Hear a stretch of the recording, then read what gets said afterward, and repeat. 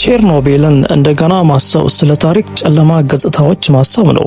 ሚያዝያ 26 ቀን 1986 የተከሰተው ይህ አሰቃቂ አደጋ ዓለምን ለዘላለም ለውጧል።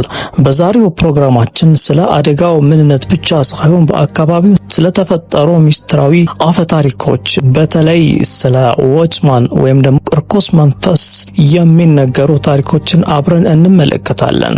አደጋው እንዴት ተከሰተ? እኩል ሌሊት ላይ በተካሄደው ሚስጥራዊ ሙከራ የቼርኖቢል ኒውክሌር ኃይል ማመንጫ ጣቢያ ቁጥር 4 ሪአክተር ፈንድቷል። በዚህም ምክንያት ከፍተኛ የሆነ የራዲዮ አክቲቭ ጨረር ወደ አየር ተለቋል።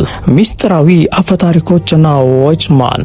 ከዚህ አደጋ በኋላ የተረፉ ሰዎች አጠራጣሪ የጨለማ ክስተቶችን አይተናል። አንዳንዶቹ ጥቁር ወፍ መሰል ምስሎችን እንዳዩ ሲናገሩ፣ ሌሎቹ ደግሞ ስለ እርኩስ መንፈስ እና እርግማን ይናገራሉ። እነዚህ ታሪኮች ከጨረር በኋላ ተያይዘው የመጡ ናቸው ወይስ ስለ ሰዎች ሳይኮሎጂ ሁኔታ የሚያሳይ ነው? የተደበቁ እውነታዎች። የሶቪየት ህብረት አደጋን ለመሸፋፈን የሞከረ ከፍተኛ ጥረት አድርጓል። ስለ ጨረሩ መጠን፣ ስለ ተጎዱት ሰዎች የተሳሳተ መረጃ ሰጥቷል። እስካሁን ከቼርኖቢል አደጋ ተያይዞ ያልተገለጡ ብዙ ምስጢሮች አሉ። ቼርኖቢል ለዘላለም ከእኛ ጋር የሚኖር የሰው ልጅ ስህተት የሚያስተምር ትልቅ ትምህርት ነው።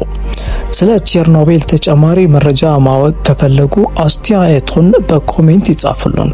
ሰብስክራይብ፣ ላይክ በማድረግ ቤተሰብ ይሁኑ።